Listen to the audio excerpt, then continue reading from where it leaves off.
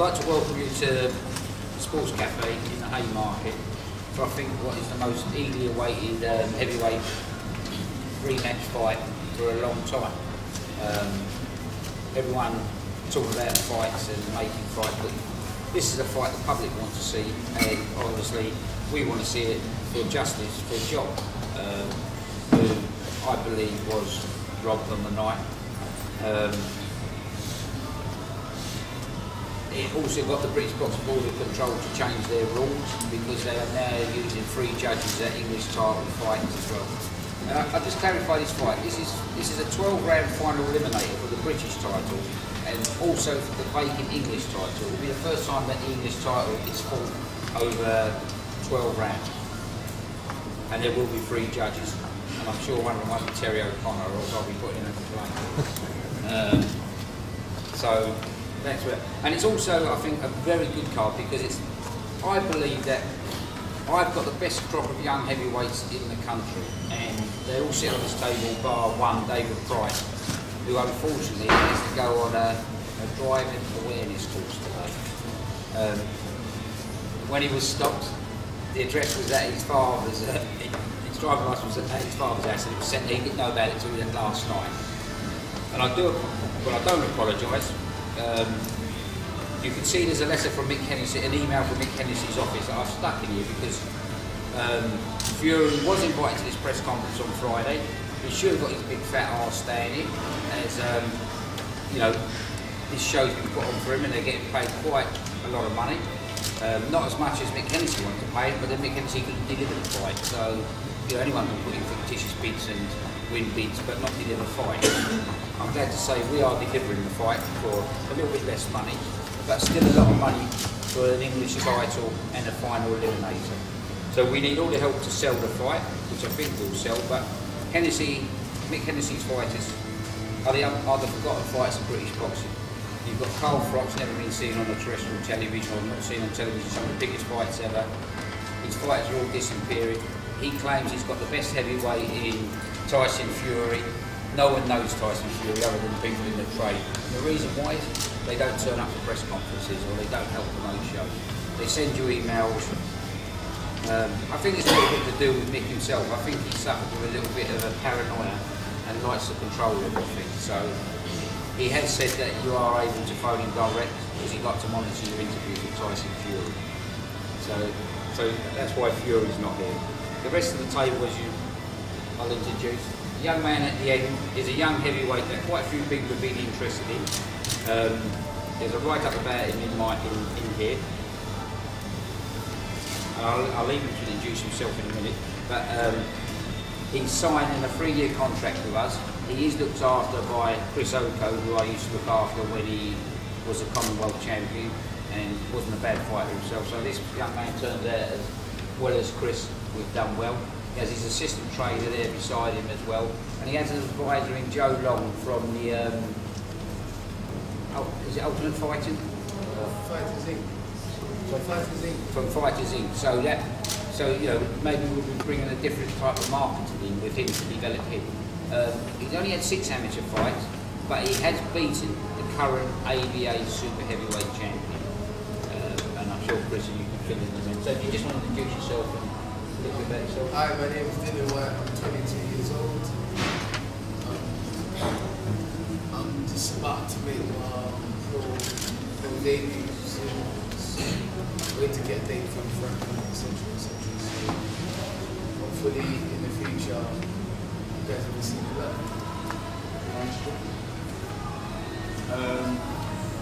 As I said, Chris Oko, and manager Dylan. Basically, the reason why Dylan's turning pro now, we would like to go further with the ABA stuff. I know John, you were an ABA champion. Basically, we had some problems with the ABA. Ultimately, the ABA relinquished his card, so he couldn't box. However, the plan was to put him in the ABAs. Dylan, I can categorically state, would have won the ABAs this year. He's beaten Andrew Joshua comfortably. Andrew Joshua just won the ABAs 2 weeks ago. So that's why that's why we're doing what we're doing now. I'm very excited about doing for Frankie's as well, Leroy's, Joe. I think it's very explosive. I think we've got, I don't want to say we're going to do this and do that, but I think certainly we take things steady, as I know Frank can do. He's got the experience with heavyweights. I think we can have a very good career.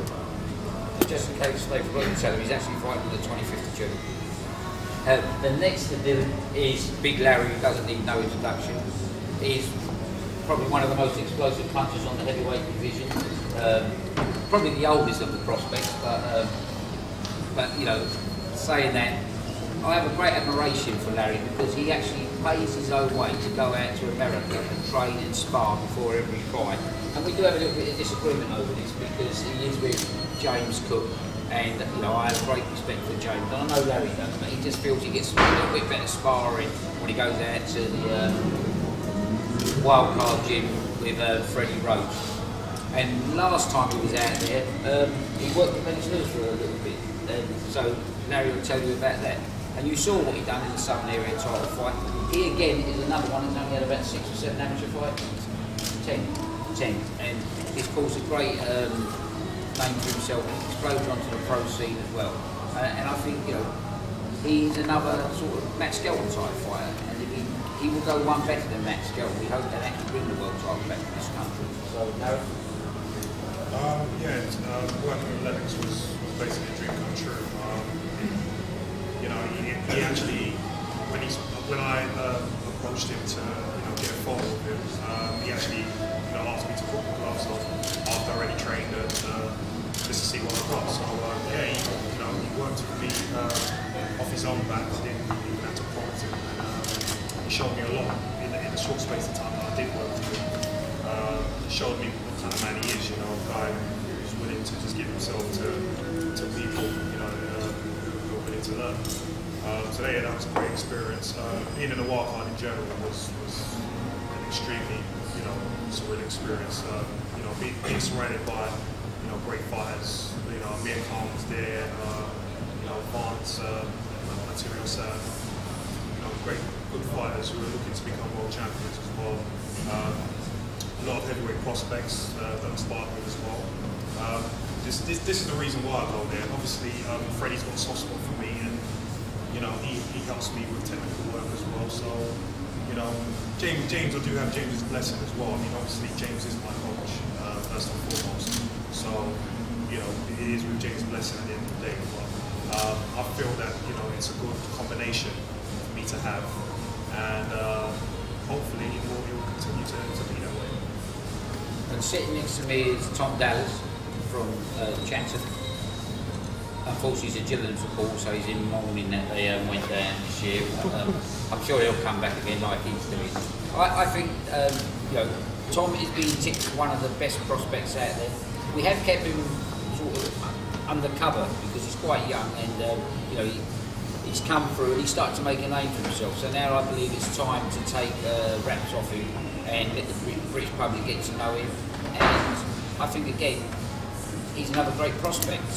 And it won't be long before he's ready to fight for the British title and go on for the European title and other honours. So it's going to be a bit hard to sort of keep them all apart from each other.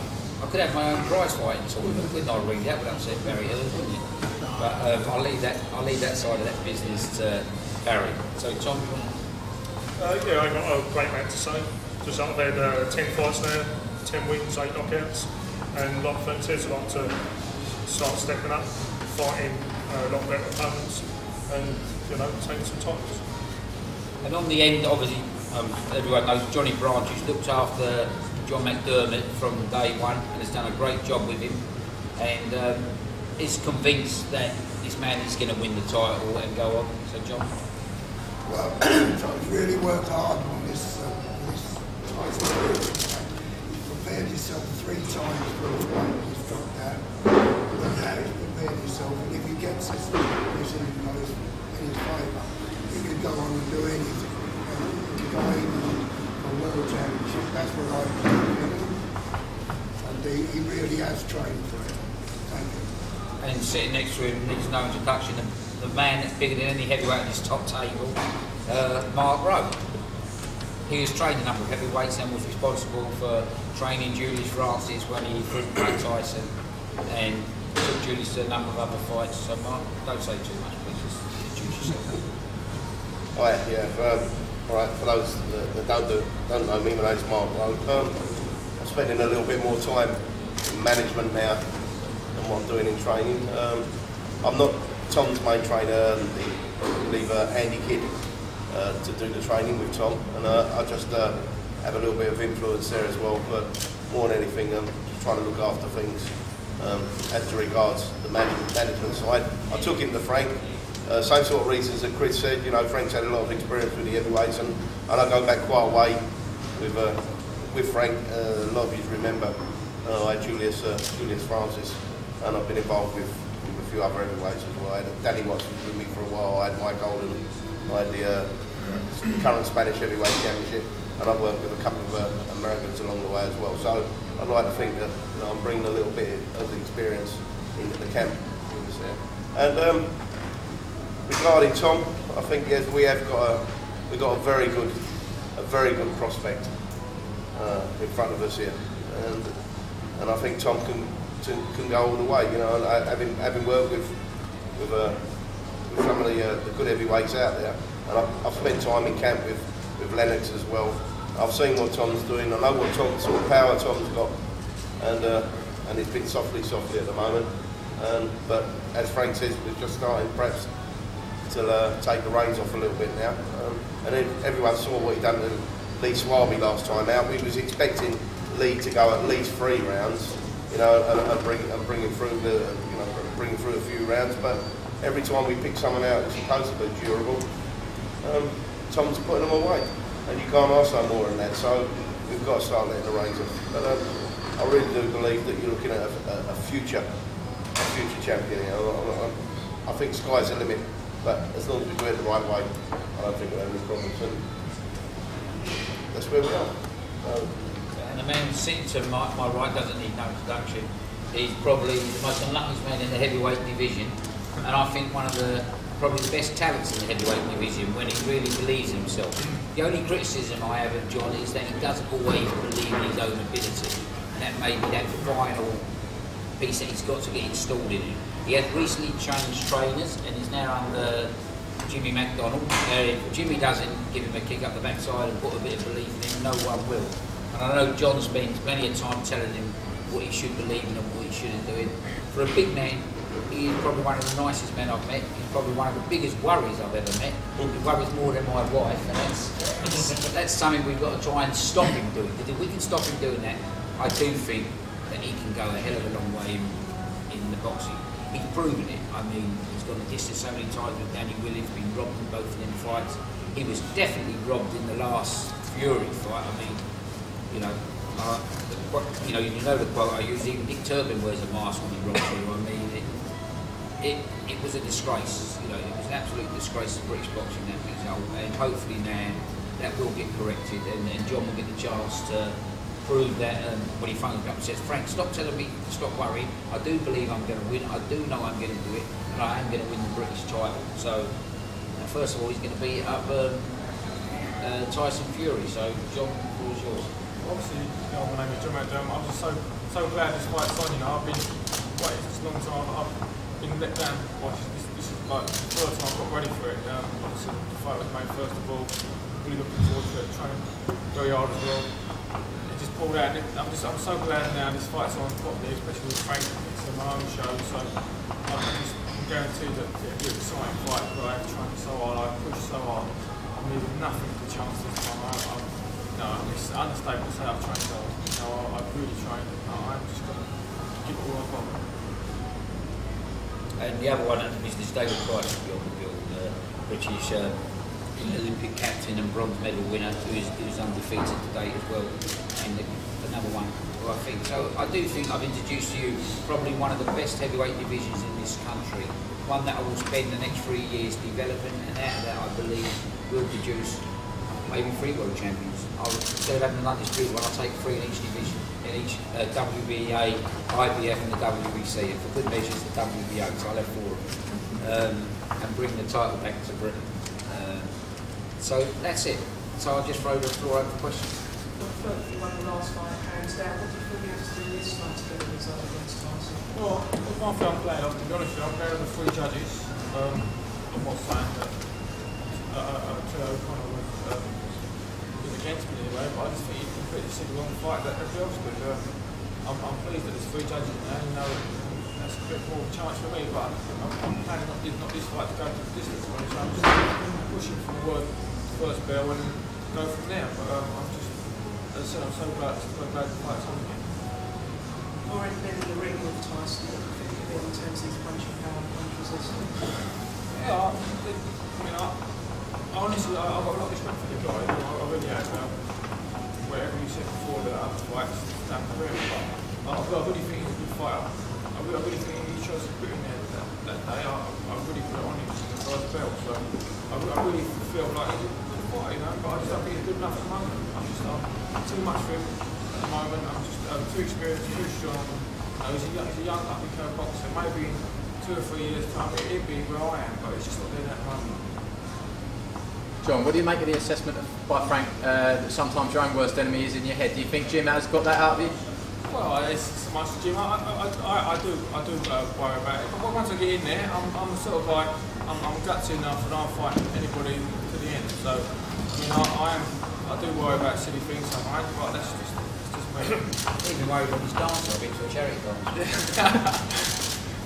John, what sort of silly things do you worry about then? No silly things that I worry about. I always question myself, do you think I'm ready, or do you think I know now I'm pretty ready for this fight. This is a big fight for me, so I'm just going to push on to this fight and focus on this. How much did the Max Skelton you think but no one really knows the circumstances when I boxed Max Skelton. I just wasn't right, I just wasn't right. It took me a long time to get back from that. I used to question myself, but then I boxed Danny Williams twice and tremendous fights, took some tremendous punches and come straight back in. So now I have no worry in my chin. Fury is supposed to be a fantastic puncher, but he didn't bother me at all. But one of his shots didn't bother me at all. I did everything before, I just looked through him and just practiced myself. So, just looking forward to the fight. John, Frank described you as the unluckiest boxer in the heavyweight scene. Is that the way you feel? I wouldn't say I'm unluckiest. I don't know what it is really. I don't know, I can't really explain. I beat Danny Williams down the first time and sometimes I just get sick of it, because I really train hard, I really try. And I haven't got the most muscular body in the world, but people don't look at me and say, oh, you don't train, but I can assure you I do train. I've been training with Jim McDermott, I've been doing like half marathons, I've been doing like stupid stuff, we've done a 10-mile run yesterday, under an hour and a half, So we're doing really well. So I don't know, all I know, this fight's pushed on for me, it's a good fight for me, so I'm looking forward to it. What do you weigh nowadays? I've lost quite a bit. I'm walking around at 80 stone comfortably, but for some reason my body fat has dropped right down. So you find you'll come in at about 80? Maybe a bit less, maybe a bit, yeah, but I don't really, about that sort of weight, yeah. How long have you been with Jim, Donald? About 5 months now. Is he getting any special sparring in for the fight, or are you? Well, I'm having a sparring time, and I'm just doing, we don't really talk. I've got with Barry Price, David Price, he's a very good heavyweight. Tom's also a very good heavyweight, it's great sparring for me. Where are you training? No, it's not this, yeah. You go running with Jim as well? Yeah. Hard, isn't it? Yeah, he's a good one. We do like stupid stuff. What do you make of his absence today, John? Well, it doesn't really bother me. If he turned up, he turned up. It didn't affect me in any way. I was hoping he would, to be honest with you. I'm the sort of guy I want to get a fight on. Frank, is there any word on who the ref and the judges will be for that night? Sorry? Any word on who the ref and the judges will be? No, well, it's got to be our A-star referee. As long as it's not Terry O'Connor, we're all right. So it only leads Victor Lockwood, Richie Davis, Big Dave Paris, Howard Foster, Phil Edwards. So, I'm quite happy with any of them. I know Johnny's as well, and I know Johnny's here. So I'm not asking for any favouritism. I don't want no favouritism. All I want is a fair do. That's all I want. I'm not asking you to do me a favour. put me in front. I just want whoever wins, wins. Not like I won last time and I took it away from me. All I want is a fair chance. Why do you think you don't get a fair chance? I don't know what it is. Let's be honest, I beat Danny Williams the first time. Second one, it was close. You know, it could have gone both ways. You know, I'm not complaining about it. Let's be honest, Tyson Fury fight, he was a big guy coming up. You know, it was going to kill me and eat me and ridiculous stuff that Wayne was doing to me. You know, it's just like, it's a joke. I beat him in every department. I was too weight for him, too strong for him, too tough for him, and I was way too fit for him. You know, so, and then they still took it away from me. And to be honest, it's a real letdown when you really put your arm inside something for like 10 or 12 weeks and you give everything you've got and you have a fantastic fight like that and the referee just takes it off you and it feels like on a day. Tom, now you're getting to the business end. Will you give up the day job on the roofs? Well, when I start getting good money. In that case, never. In that case, never. He's going to follow Brendan Munro's path. I'm a great believer that a job for a fighter is good for him. John works full time with John. You know, it keeps him from bored. And because what does a fighter do? He trains in the morning, trains once in the afternoon, then he's bored. When he's bored, he sits around eating and drinking and gets into trouble. So the job is not the end of the world for a fighter. Actually, all good fighters should work.